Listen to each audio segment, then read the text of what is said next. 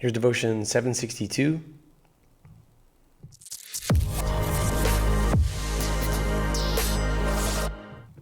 Hey, I'm Jesse. Let's have a devotion. We're in Judges chapter 9. Let's begin in verse 50. I know yesterday I said verse 59. Sorry about that. My mistake. I meant verse 57. This is the end of this chapter. Abimelech went to Thebez, camped against it, and captured it. There was a strong tower inside the city, and all the men, women, and citizens of the city fled there. Remember, they're running from their king, who's like on a rampage right now. They locked themselves in and went up to the roof of the tower. When Abimelech came to attack the tower, this is the second tower he's attacked here. First he attacked the tower of Shechem, burned the people alive inside. This could have been a tactic to keep from endangering his own soldiers' lives, but I think it really was just a fulfillment of what Jotham had prophesied about the fire coming from the thorn bush. And then, remember, in his interpretation of his own parable, Jotham also predicted something else would happen. When Abimelech came to attack the tower, he approached its entrance to set it on fire. This is this thing he does, okay? It goes all the way back to the whole story of the bramble and the fire that would even consume the majestic cedars of Lebanon. He's consumed one tower, now perhaps another. These cedars of Lebanon from Jotham's parable are likely towers here. But a woman threw the upper portion of a millstone on Abimelech's head and fractured his skull. He quickly called his armor bearer and said to him, "Draw your sword and kill me, or they'll say about me, 'A woman killed him.' So his armor bearer ran him through, and he died." When the Israelites saw that Abimelech was dead, they all went home. Man, that's a failed monarchy, isn't it? Well, he's dead. Let's just go home. Have some nachos, popcorn, and pancakes. It's over. There goes our king. I guess we're Shechemites now. There was no succession. There was no structure. Zebul was a good general. He was the leader of the city, but the people all just went home. In this way, God brought back Abimelech's evil, the evil that Abimelech had done to his father when he killed his 70 brothers. God also brought back to the men of Shechem all their evil. So the curse of Jotham, son of Jerubbaal, came upon them. This is in reference to Judges 9:20. Jotham is a son of Gideon, just like Abimelech is a son of Gideon. Jotham had pronounced this curse. Here it is in Judges 9:20. We're going back earlier. All right, he had just prefaced the interpretation of his own parable, saying, in the hypothetical scenario wherein you guys have actually done justice to my father who delivered you from the Midianites, you've respected his wishes that he wouldn't be king, nor would any of his sons. If you've rightly chosen Abimelech as your king because he is your brother, well then may you all be blessed.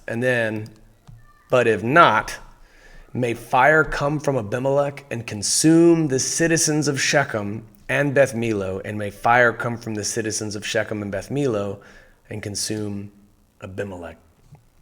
So this is what happens.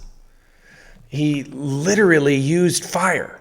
I mean, you can't get any more on the nose than this. It's exactly as Jotham had predicted, I believe 3 years prior.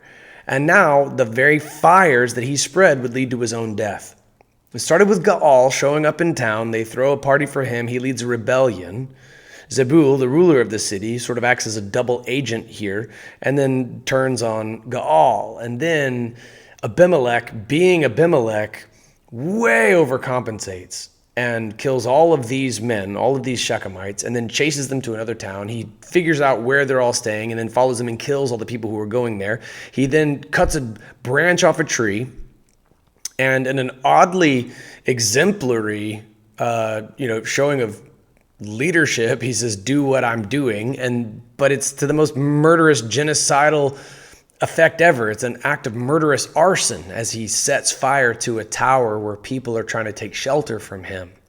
And now the rampage continues, only this time there's a woman at the top of the tower looking down on him. There's the upper part of a millstone. You would crush things between these millstones, the weight of the top stone and against the returning force of the bottom stone, which grind anything you would acting as a mill. And that's the portion that she shoves down on top of Abimelech's head, and he actually sees it happen. Hence his ability to say, I don't want to be killed by this because otherwise they'll say that a woman killed me. Abimelech, in the time of the judges, also views it this way. He doesn't want to meet the same end as Sisera. He doesn't want the same thing to be said of him. But against his wishes, here we are in the year that it is, reading this text. Sorry, Abimelech, we all know what that woman did. She's really the one who instigated the whole thing. You had your armor bearer run your sword through you, but history still bears the marks of what that woman did. And so God brought back to the men of Shechem all their evil. There it is. That's the retributive justice of God. It was 3 years coming in this case. So the curse of Jotham, son of Jerubbaal, came upon them. Look at how these two things work together. Jotham was speaking on God's behalf. Jotham was the one who pronounced that curse with his parable, but God is the one who brought about this evil. Now, when you see the bad guy get his comeuppance, don't take too much delight in it. Don't revel in the sufferings of another because he's a sinner. Because the truth is, so am I, so are you, friend. We can't take pleasure, we can't take sadistic pleasure out of watching the bad guys get what they deserve. Because the truth is, we're exempt from getting what we deserve. That would be us, were it not for the grace of God upon our lives. So, in the previous devotions, we've seen the bad guys eat each other. We've seen them turn on one another. We've seen time go by before what God pronounced would come to pass. And now we've seen it come to pass. When you, in your personal life, in your work life, if you've got a bad guy, so to speak, in your own life, by the way, there's a bad guy in the mirror, deal with that one. That's the one you actually have control over. But when the quote-unquote bad guy seems to be winning and winning big and winning for a long time, and then when that comeuppance finally arrives, don't take too much pleasure in it. Rather, see a cautionary tale of what would happen to you were it not for the grace of God. Meet them in their ruin on the other side. Help pick up their ashes. See God rebuild them into a brand new person covered with the grace of God. Amen.